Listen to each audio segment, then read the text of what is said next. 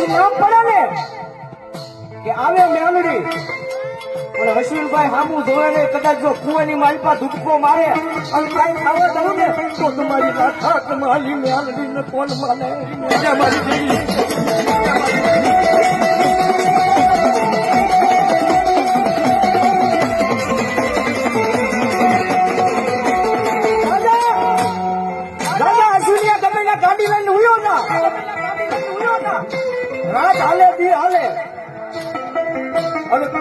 કદાચ એમ કહે કે ઊંઘનું ઝોલું આવી જાય